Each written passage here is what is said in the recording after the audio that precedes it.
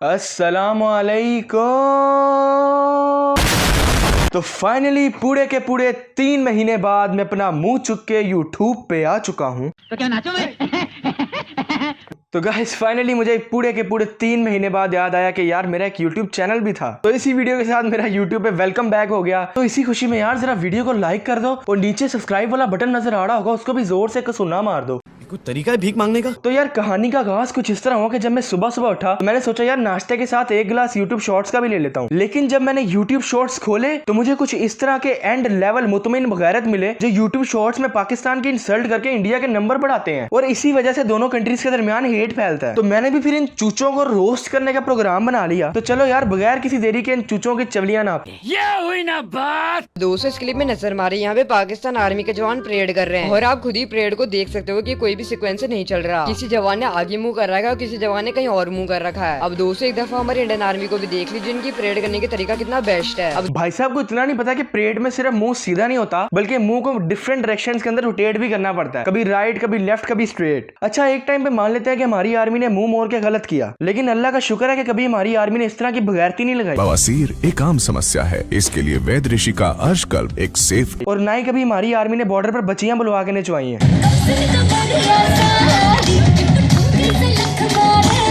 और ना ही कभी हमारी आर्मी ने ट्रेनिंग के दौरान मुजरा करने की कोशिश की है। और मजे की बात यह है कि इस भाई साहब की अपनी वीडियो के अंदर इंडियन आर्मी का एक जवान परेड करते हुए हंस रहा है। हमारी आर्मी के जवान के मुंह मोड़ने में भाई साहब ने ऑब्जेक्शन लगा दी है और इनकी अपनी आर्मी का जवान परेड जो कि एक सीरियस परफॉर्मेंस है उसके दौरान हंसी मजाक कर रहा है। शाबाश। By the way next video की तरफ बढ़ते हैं।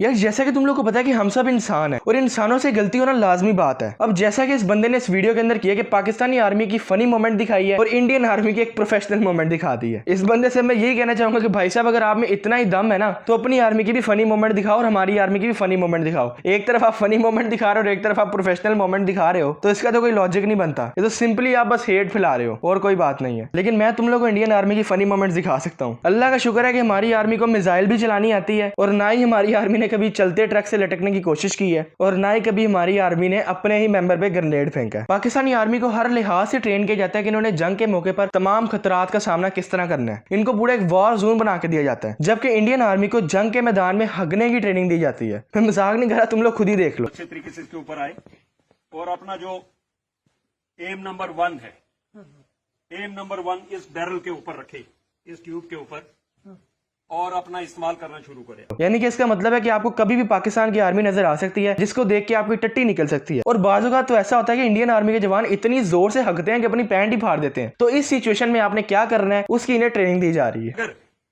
इस्तेमाल करते बार लगता है कि पूरा निशाना सही नहीं हुआ है तो आगे पीछे अपनी एडजस्टमेंट कर सकता है। और भाई इनको तो निशाना भी सेट करना सिखाया जा रहा है। हमारी आर्मी एनिमी के ऊपर निशाना सेट करती है और इंडियन आर्मी कमोड पे निशाना सेट कर रही है। और निशाना ना सेट होने की सूरत में पिछवाड़े को लेफ्ट राइट करके एडजस्ट करने का भी तरीका बताया है।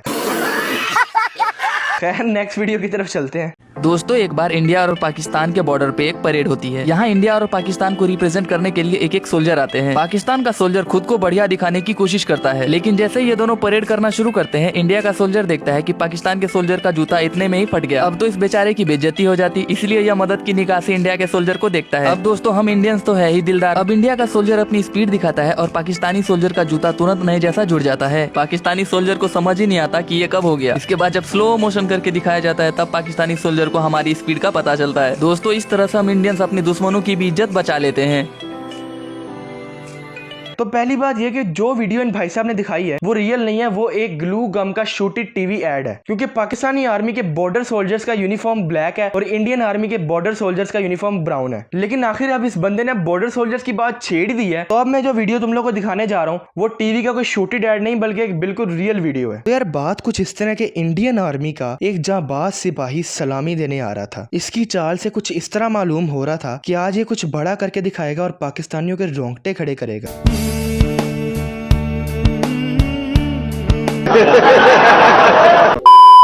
दोस्तों ये बात है 27 फरवरी 2019 की, जब पुलवामा अटैक के बाद भारत की ओर से किए गए हवाई हमले में हमारे जाबाज इंडियन सोल्जर अभिनंदन वर्धमान ने पाकिस्तान के F-16 फाइटर जेट को मार गिराया था। एक तो यार F-16 कह के ये रोते रहते हैं। जिस दिन ये रोला हुआ था उसी दिन हमारे आर्मी चीफ ने प्रेस कॉन्फ्रेंस करके बता दिया था कि पाकिस्तान के जितने भी जेट्स उड़े हैं वो सारे JF-17 थंडर हैं, यानी कि हमने कोई F-16 उड़ाया ही नहीं था। अगर हम एक टाइम पे मान भी लें कि भाई चलो ठीक है इंडिया ने पाकिस्तान का एक जहाज गिरा दिया, लेकिन जो पाकिस्तान ने इंडिया के 2 जहाज गिराए थे जिसमें से इनके एक अभिनंदन का जहाज भी था, उसकी तो इस बंदे ने बात नहीं की। यानी कि ये लोग रियल बातें छोड़ के वो बातें बता रहे हैं जिनमें इंडिया के नंबर बढ़े और पाकिस्तानियों की इंसल्ट हो रही है। ऐसे तो नहीं होता है। इस तरह पाकिस्तान आर्मी की तरफ से हमारे विंग कमांडर अभिनंदन वर्धमान को गिरफ्तार कर लिया गया। इसी दौरान पाकिस्तान आर्मी ने अभिनंदन का एक वीडियो जारी किया था जिसमें वे चाय पीते हुए दिखाई दे रहे थे, जिसमें उन्होंने चाय को बहुत ही बढ़िया बताया था। और भाई ये तो पाकिस्तान की मेहरबानी थी कि हमने अभिनंदन को चाय पूछ ली, वरना अगर यही तुम्हारा अभिनंदन अमेरिका या चाइना में जाके गिरा होता ना तो उन्होंने इलेक्ट्रिक शॉर्ट्स और डंडों से इसकी खातिरदारी करनी थी। अब तुम लोग खुद ही सोचो, एक तो हमने चाय पानी पूछा, ऊपर से हमें ही बातें कर रहे।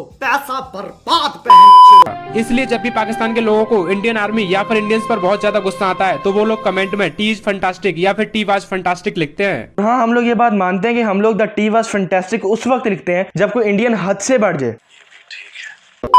दोस्तों आप ये तो जानते होंगे कि पाकिस्तान में हिंदुओं के साथ कितनी बदतमीजी और घटिया व्यवहार किया जाता है, लेकिन हाल ही में पाकिस्तान में पहली बार एक हिंदू लड़की ने इतिहास रच दिया है। हाल ही में पाकिस्तान के इतिहास में पहली बार एक हिंदू लड़की ने डीएसपी बनकर इतिहास रच दिया है। एक तरफ ये भाई साहब कह रहे हैं कि पाकिस्तान में हिंदुओं को इज्जत नहीं मिलती और दूसरी तरफ यही भाई साहब कह रहे हैं कि पाकिस्तान में एक हिंदू लड़की डीएसपी बन गई। भाई अगर इज्जत ना मिलती होती तो डीएसपी कैसे बन सकती थी वो? वैसे हमने नहीं आज तक सुना कि पाकिस्तान में हिंदुओं के ऊपर जुल्म हो रहा हो, क्योंकि हमारे मुल्क का आइन हमें अकलियतों के साथ अच्छा सलूक करने की इजाजत देता है। लेकिन हाँ, ये हमने बहुत सुना कि इंडिया के अंदर मुसलमानों की मस्जिदें जला दी गई, इंडिया के अंदर मुसलमान लड़कियों को हिजाब नहीं करने देते, इंडिया के अंदर सिखों के साथ जुल्म हो रहा है। ये लोग हर उस चीज की बात करें जो इनकी हमारे से भी बुरी है। कौन है ये लोग? कहां से आते हैं? ये आज बिहार से मुझे किसने भेजा? मोदी ने कर दिया ऐलान, कान खोलकर सुन लो इमरान, कहता सारा हिंदुस्तान अब नहीं बचेगा पाकिस्तान। ट्रेनिंग में ये अपनी आर्मी को हगना सिखाते हैं, आर्मी को इनकी परेड करना आती नहीं है, कंजर खाने से इनकी आर्मी बाज नहीं आती, पाकिस्तानी आर्मी को देख के इनकी आर्मी की टट्टी से पैंट फट जाती है और कहते हैं कि अब नहीं बचेगा पाकिस्तान।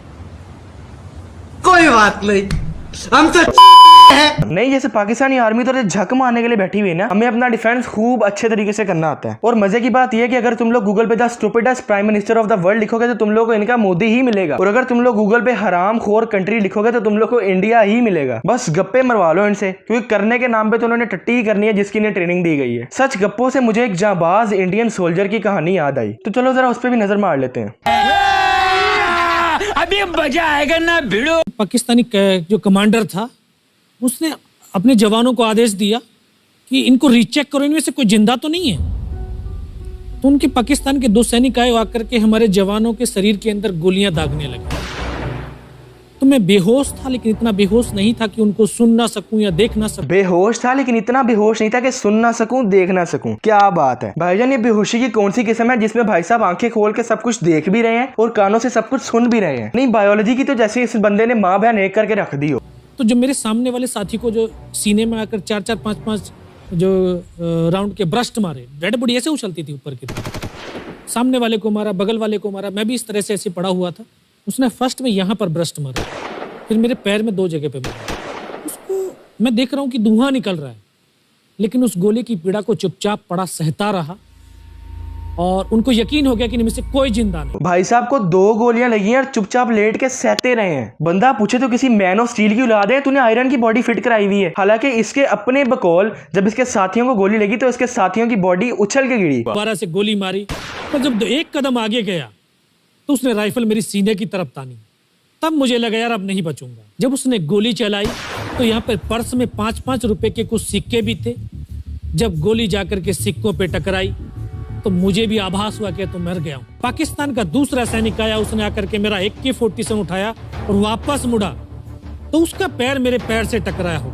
तब मुझे लगा कि यार मैं तो जिंदा हूं। यानी कि इससे ये बात साबित होती है कि दुनिया में जितने भी मुल्क है ना, वो अपने सिपाहियों को 5-5 रुपए के सिक्कों की जैकेटें बना के दें, फिर गोली तो क्या उनके सिपाहियों को मिसाइल भी कुछ नहीं कह सकती। पाकिस्तान का दूसरा सैनिक आया, उसने आकर के मेरा AK-47 उठाया और वापस मुड़ा तो उसका पैर मेरे पैर से टकराया हो।